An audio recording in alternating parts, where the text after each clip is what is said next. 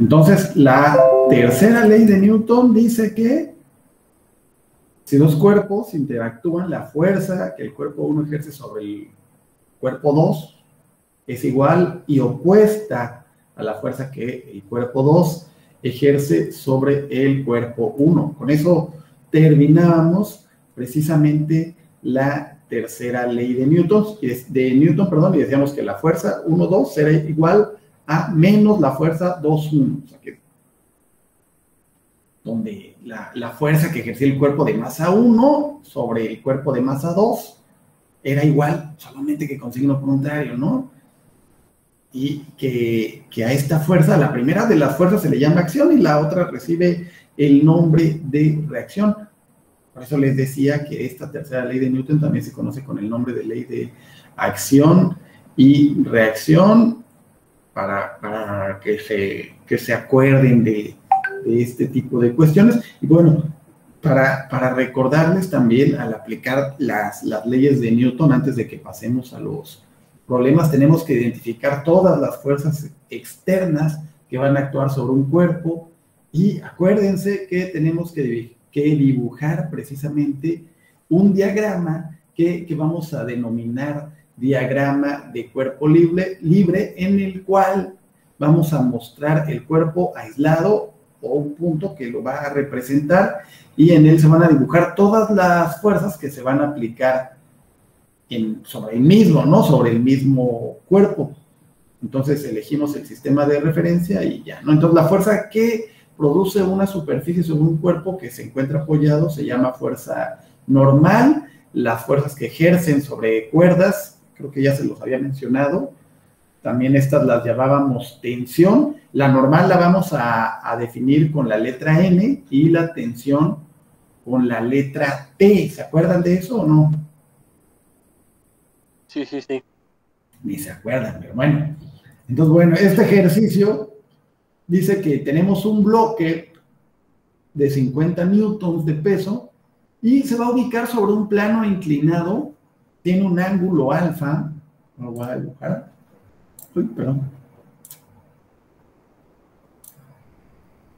Tiene este ángulo alfa de 30 grados con respecto a la horizontal. El bloque se sujeta con una cuerda ideal que se encuentra fija en la parte superior del plano inclinado. ¿Cómo se muestra aquí en la figura? Lo que tenemos que calcular es la tensión de la cuerda, así como la fuerza normal. Entonces, tenemos que identificar las fuerzas que actúan sobre el cuerpo. La primera de las fuerzas es la fuerza de atracción de la Tierra. Esta es el peso. El peso del cuerpo lo vamos a dibujar con la letra P. Después, la fuerza de la cuerda que lo sostiene, esta fuerza de la cuerda que sería la que vamos a llamar tensión, esta sería la tensión. El peso que les había mencionado, este sería, quedó muy feo esto, pero bueno, este sería el peso, que lo estoy dibujando aquí también en nuestro. Y la fuerza que el plano ejerce sobre el cuerpo, que sería la normal. Este sería entonces la fuerza que el plano va a ejercer sobre el cuerpo. Acuérdense que por la tercera ley de Newton tenemos esta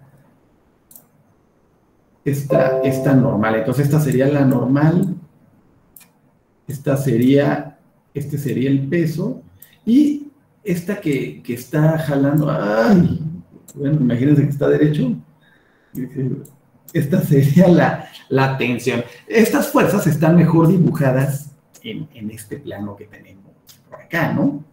Tenemos aquí el ángulo alfa, tenemos aquí la normal, la tensión y el peso, que es el que les estaba hablando. Este es nuestro diagrama de cuerpo libre. Este diagrama de cuerpo libre.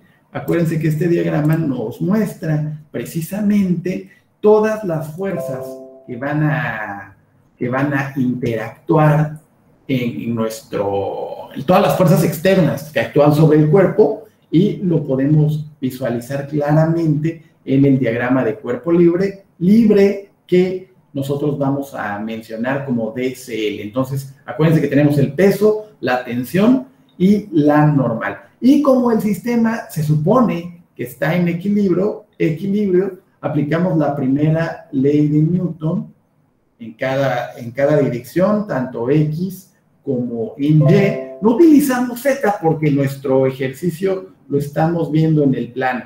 Entonces, la sumatoria de fuerzas tiene que ser igual a 0. ¿Se acuerdan qué dice la primera ley de Newton? Sacaron 10 todos en el examen y no se acuerdan cuál es la primera ley de Newton. Sí, profe. ¿Qué dice la primera ley de Newton? Un cuerpo en reposo permanecerá en reposo y un movimiento continuará en movimiento. Permítame que mis pinches notas están todas revueltas. Sí es esa, pero, o sea, yo quiero que te la aprendas. Así como yo en reposo y uno en movimiento continuará en movimiento con velocidad constante, a menos que actúe una fuerza sobre el cuerpo. Una fuerza sobre el cuerpo que altere este estado, ya sea de reposo o de movimiento, y matemáticamente esta ley la vamos a escribir como se los estoy diciendo aquí, ¿no? La sumatoria de todas las fuerzas en X tiene que ser igual a 0, y la sumatoria de todas las fuerzas en Y también tiene que ser igual a 0, ¿no? Entonces, la sumatoria de todas las fuerzas es 0, la sumatoria de todas las fuerzas en el eje de las X es 0, y en el eje de las Y es 0. Aquí no estoy utilizando a la Z, porque únicamente estamos representando el modelo, el diagrama en el plano. Por ello, no estoy mostrando precisamente a la Z, ¿sale? Entonces, analizamos el plano que está en el eje X. En el eje X tengo a la tensión que está sujetando a la cajita esta, al bloque, perdón. Entonces, está en el eje X, pero del lado negativo, por eso lo escribimos como menos T. El peso, dense cuenta que tengo un componente en X. El peso se va hacia abajo, aquí, pero si nosotros volteamos un poquito, imagínense que voltean un poquito nuestro diagrama, dense cuenta que también tiene una parte en X, ¿no? O sea, esto se va un poquito por el eje de las X. Y esto lo podemos calcular multiplicando con el seno del ángulo. Si nosotros trazamos nuestras componentes, vamos a poder calcular que multiplicando esta P por el seno del ángulo alfa, nosotros vamos a obtener la componente en X del peso del cuerpo. Entonces, en el eje de las X tenemos menos la tensión más el peso por el seno del alfa para tener el seno del ángulo, para tener esta componente. Y en el eje de las Y, vean que tengo a la normal, que es positiva, y hacia abajo tengo el peso también, nada más que este peso lo vamos a calcular con el coseno, lo vamos a multiplicar por el coseno del ángulo, precisamente para calcular la componente en Y.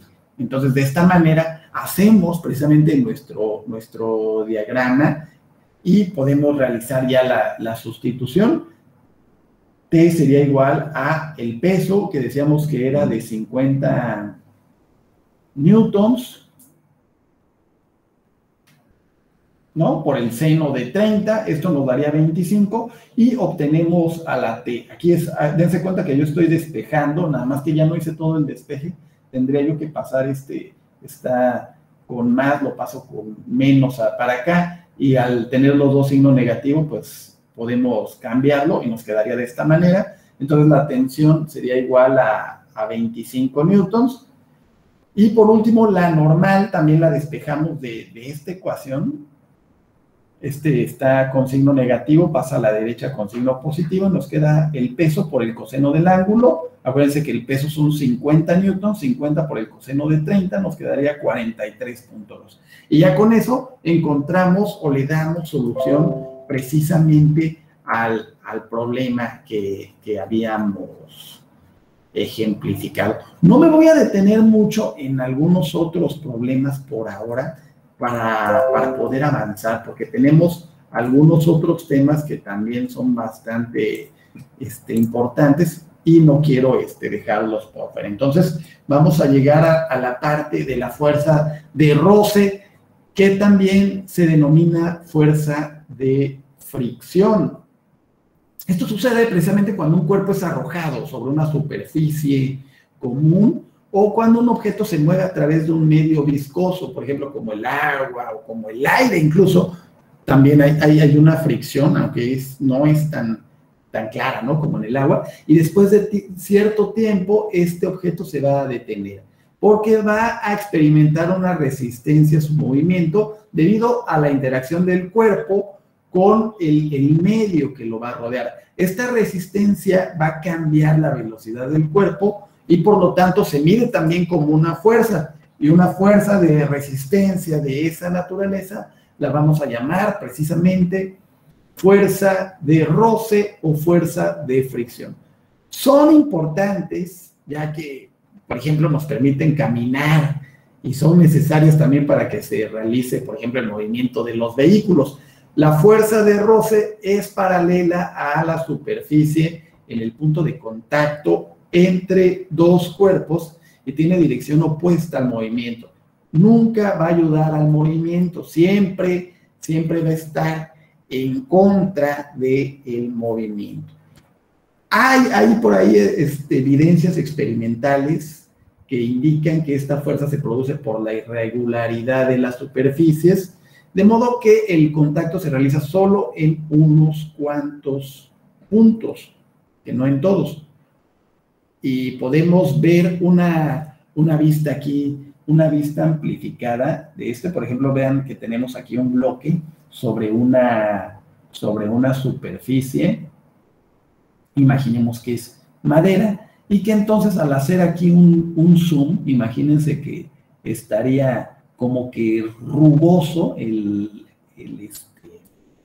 yo porque no lo alcanzo bien, por eso me estoy acomodando más cerca, pero imagínense que estamos aquí cerquita y esto ocasiona que haya aquí como que unos piquitos, ¿no?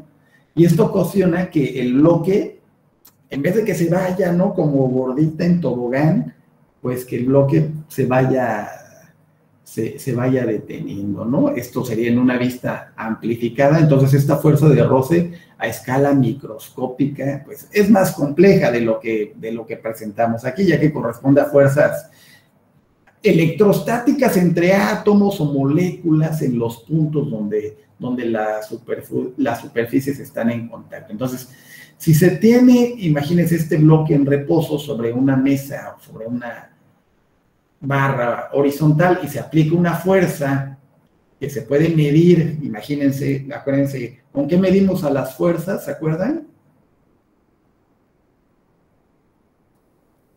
¿Con qué medimos a las fuerzas? No los oigo. Con un ¿qué? Un dinamómetro. Eso. Entonces el cuerpo no se va a mover. En esta situación la fuerza de roce equilibra la fuerza aplicada. Si nosotros decimos, no se mueve, le estamos aplicando una fuerza, pero no se mueve, pues estamos hablando de que hay un equilibrio. Entonces esta fuerza de roce, fuerza de fricción, equilibra nuestro modelo. La fuerza de roce que actúa sobre los cuerpos en reposo se llama fuerza de roce estático y la vamos a escribir con la letra Fe para decir que es una fuerza de roce estático o fuerza de fricción estática. Y la máxima fuerza de roce estática es igual a la mínima fuerza necesaria para que podamos mover nuestro bloque. Entonces, yo, por ejemplo, le aplico, es que no sé si me ven, déjenme poner esto aquí. Imagínense, yo tengo este objeto, yo le aplico una fuerza para moverlo, pero la fuerza todavía pues, no se mueve. Yo que está aplicando aquí una fuerza, el objeto no se mueve. Estamos hablando de una fuerza que no llega. Entonces, cuando llegamos precisamente a aplicar la fuerza y que ya, no sé, ya creo que ya se pegó porque no lo puedo mover, pero ya cuando empezamos a moverlo, ahí ya llegamos precisamente a esta, ya tiré todo aquí por estar haciendo un ejemplo. Entonces ya cuando pasamos esta fuerza mínima para el movimiento, ya dejamos de decir que es una fuerza estática. Si aumenta esta fuerza aplicada hasta que el bloque logramos moverlo, ya estamos hablando, ya cuando movemos aquí el bloque, entonces aumenta también va a aumentar la fuerza de roce, pero cuando el bloque está a punto de moverse, la fuerza de roce estático vamos a llamarla como máxima. Y al aumentar esta fuerza aplicada a un valor que vamos a llamar fuerza de rozamiento máxima, entonces va a comenzar el movimiento, que es lo que me pasaba con la tableta, y el bloque va a acelerar así que en mi caso, hacia la derecha, ¿no? Aquí tenemos, por ejemplo, el bloque y se va a mover hacia la derecha. ¿Cuándo superamos esta fuerza de rozamiento máxima o de fricción máxima? Entonces, la fuerza de roce se llama fuerza de roce cinética y la vamos a representar con la letra F, subíndice C. Y la fuerza no aplicada con la FC produce precisamente esta aceleración del cuerpo, ¿no? Entonces, ya pasando precisamente a la fuerza de roce estático, que es opuesta a la fuerza aplicada, hay una constante de proporcionalidad con la normal que se va a llamar coeficiente de fricción estático y lo vamos a representar con la letra mu y la subíndice E para decir que es el coeficiente de fricción o de roce estático. Entonces la magnitud de la fuerza de roce estático va a ser menor o igual al coeficiente de fricción estático por la... Perdón, ya me seguí, perdón. Entonces, cuando el bloque está a punto de moverse, esta fuerza de roce estático es máxima, ¿no? Y lo mismo va a suceder con el coeficiente de fricción máximo, que sería igual al coeficiente de fricción máximo por la N, ¿no? Que acuérdense que estamos hablando de la normal. La fuerza de roce cinético se va a oponer a este movimiento y es aproximadamente independiente de la velocidad con que se mueven las superficies para velocidades pequeñas. En el caso de que la velocidad aumentara hasta valores muy altos, ya comienza a sentirse este efecto de fricción con el medio donde se mueve el cuerpo. Aquí la constante de proporcionalidad con la normal ya se llama coeficiente de roce cinético, pero este coeficiente de roce cinético pues va a estar definido junto con la fuerza de fricción cinética y nada más que lo multiplicaríamos por la normal. Los coeficientes de roce estático y cinético son constantes y son adimensionales y sus valores dependen de la naturaleza de las superficies en contacto y en general para un par de superficies. Por ejemplo, en el gráfico que les estoy mostrando, que pues ya no es gráfico porque le quité las filas porque estaban en color negro, muestra la fuerza aplicada, una fuerza aplicada contra la fuerza de fricción. Cuando el cuerpo no está en movimiento, la fuerza de fricción se equilibra con la fuerza aplicada hasta que el bloque se mueve, donde la fuerza alcanza este valor máximo. Y aquí tenemos precisamente estos coeficientes de fricción, tanto en la madera como en el acero, en el vidrio. Ven cómo se va incrementando el caucho, el cobre, el hielo. ¿Qué pasa en el hielo normalmente? Hasta se patina, ¿no? Y tenemos ahí las articulaciones, incluso las articulaciones humanas, que normalmente no existe tanta fricción, pero son unos valores que nos permiten conocer lo que causa esta fricción o también llamémosle rozamiento. Bueno, no voy a detenerme mucho en la parte de rozamiento, me voy a pasar ya a la fuerza centrípeta, donde vamos a partir de un ejemplo donde una partícula que se mueve sobre una trayectoria circular de radio, llamémosle R, con rapidez constante, se encuentra sometida a una aceleración radial que va a tener una magnitud B al cuadrado sobre R, donde la B es la velocidad y la R normalmente la vamos a suponer como precisamente el radio del evento, ¿no? De la circunstancia. Entonces, el efecto de esta cuestión, haciendo mención precisamente de la segunda ley de Newton sobre la partícula, va a actuar con una fuerza en la dirección de la aceleración hacia el centro de la circunferencia, y este centro de la circunferencia, cuya magnitud va a ser la masa por la velocidad al cuadrada sobre precisamente la R. Por ser proporcional a la aceleración centrípeta, la fuerza F, la fuerza centrípeta, que la vamos a denominar de esta manera, su efecto es cambiar la dirección de la velocidad de un cuerpo, y la podemos sentir cuando se hace girar un objeto que atamos a una cuerda. Si atamos un objeto a una cuerda y le damos, el objeto va a empezar a girar. Por ejemplo, si atamos, voy a hacerlo con el cubrebocas, que es con lo que tengo a la mano. O bueno, con las llaves, fíjense. Entonces, si yo las tomo de acá y las empiezo, pues empieza a girar el objeto, ¿no? Igual ustedes aquí con el cubrebocas, ahorita lo vamos a ver en una figura, pero quiero que lo vean aquí, como este efecto de cambiar la dirección de la velocidad del cuerpo, esta fuerza cuando se hace girar al objeto atado a esta cuerda, se nota el tirón, ¿no? del objeto. Entonces, las fuerzas centrípetas no son diferentes de otras fuerzas que ya son conocidas. Su nombre se debe precisamente a que apunta hacia el centro de una trayectoria circunferencial. Entonces, es como si yo tuviera aquí un círculo, y cualquiera de las fuerzas ya conocidas pueden actuar como fuerza centrípeta si producen el efecto correspondiente, como ser, por ejemplo, la tensión de la cuerda, una fuerza de roce o algunas componentes de la normal y algunas otras parecidas, ¿no? Entonces, imaginemos, aquí por eso les decía que aquí teníamos un ejemplo, imaginen un cuerpo de masa m que está sujeto al extremo de una cuerda de longitud L.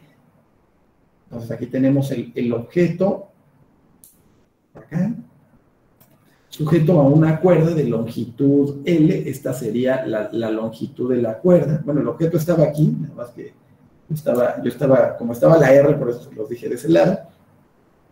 Y va a describir aquí la trayectoria circular en este plano horizontal. Va a generar una superficie cónica, y a esto le vamos a llamar, por lo tanto, un péndulo cónico.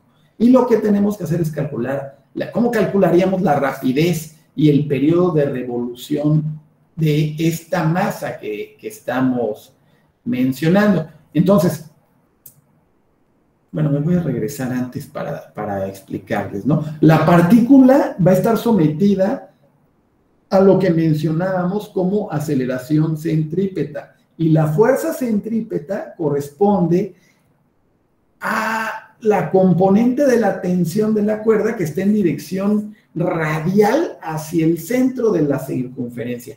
Y partiendo de aquí, por la segunda ley de Newton, ¿qué dice la segunda ley de Newton?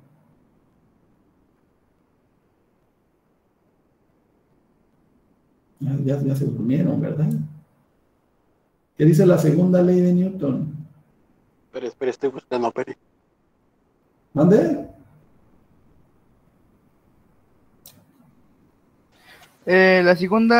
La aceleración de un cuerpo es directamente proporcional a la fuerza resultante, que actúa sobre el cuerpo, y inversamente proporcional a su masa. E inversamente proporcional a la masa. Entonces, partiendo de este precepto de la segunda ley de Newton, nosotros podemos encontrar precisamente en este en este apartado que la fuerza va a ser igual a la masa por la aceleración. Entonces, tomamos o partimos por componentes, cada uno de ellos, el componente de las X y el componente de las Y. Dense cuenta que la segunda ley de Newton la encontramos aquí, fuerza igual a masa por aceleración, ¿no? Entonces, dense cuenta que ¿cómo se llama este diagrama? ¿Se acuerdan? Voy a regresarme. Dense cuenta que aquí tenía el radio, aquí tenía el largo de nuestra, ¿cómo le llamamos? La longitud de nuestra cuerda. Entonces, esta longitud no deja de ser una tensión, ¿sí? Este diagrama de fuerzas, aquí tenemos la tensión, que es esta L que tenemos por aquí, y nuestro cuerpo de masa M va a tener una masa que vamos a multiplicar por la gravedad, que es nuestro diagrama, es este mismo el que tenemos aquí en la solución que les estoy mostrando. Entonces, en el eje X yo voy a multiplicar esta componente de la tensión por el seno del alfa y va a tener masa por aceleración. Pero yo anteriormente les había mencionado que para la fuerza centrípeta, esta aceleración la íbamos a reproducir como la velocidad al cuadrado entre el radio. Entonces, por ello, nosotros, en lugar de escribir esta aceleración, nosotros lo vamos a escribir como velocidad al cuadrado sobre el radio del objeto, que es este radio que teníamos por aquí. En el eje de las Y, vamos a tener igual esta tensión, pero lo vamos a multiplicar por el coseno de alfa, y en el diagrama, dense cuenta que tengo en la parte negativa a la masa por la gravedad. Esto tiene que ser igual a 0. Entonces, haciendo ya los cálculos mg para despejando, nos queda que aquí imagínense que yo despejo T de aquí y la igualo con esta T de aquí y nos quedaría de esta manera. Dense cuenta que tengo mv entre masa por velocidad al cuadrado sobre r entre el seno de alfa, que es lo que tendría de este lado, mg por el coseno de alfa, seno de alfa, igual a m por b al cuadrado r. Entonces, nos quedaría de esta manera, seno de alfa entre coseno de alfa, aquí tenemos esta función trigonométrica que nos relaciona a la tangente. Entonces, seno de alfa entre coseno de alfa, esto nos queda la tangente de alfa. Esta masa la vamos a eliminar y nos queda ya nada más únicamente b al cuadrado entre r y esta g que estaba aquí multiplicando, la pasamos dividiendo. Por lo tanto, nos queda que b cuadrada va a ser igual a g. Esta t que teníamos era la tensión por L, por el seno de alfa, entre la tangente de alfa, y nos queda de esta manera la ecuación precisamente del cambio de los tiempos, de alguna manera, que tendríamos en este sentido. No sé si ha quedado más o menos claro hasta esta parte, cómo quedaría precisamente nuestro ejercicio, ¿no? Para que lo analicen de esta manera y vaya quedando ahí y no quede ahí así nada más en el tintero, ¿no? No creo que me voy a regresar un poquito porque aquí donde tengo esta R que tengo por aquí, porque no se nos mencioné, a lo mejor van a decir, ¿de dónde salió LS, no? La geometría que tenía en la figura anterior, aquí teníamos este radio, entonces de la geometría, el radio va a ser igual a L, que acuérdense que L era la longitud de la cuerda, multiplicado por el seno del ángulo, y ya podemos de alguna manera despejar ya la rapidez del periodo, calcular la rapidez, que es lo que nos pedía el ejercicio, si se acuerdan, calcular la rapidez y el periodo de la revolución de la masa. Para calcular el periodo, que es el tiempo que demora en dar una vuelta, hacemos este cálculo, delta t, que sería el cambio de posición de x, sería igual al cambio de posición del tiempo, donde el cambio de posición de x es igual a 2πr, y es por ello que nosotros sustituimos 2πr entre la velocidad, y nos queda de esta manera el periodo, ¿no? Entonces, podemos observar de alguna manera que el periodo va a ser independiente del valor de la masa del péndulo, ¿no? Con esto vamos a terminar nuestra sesión de hoy.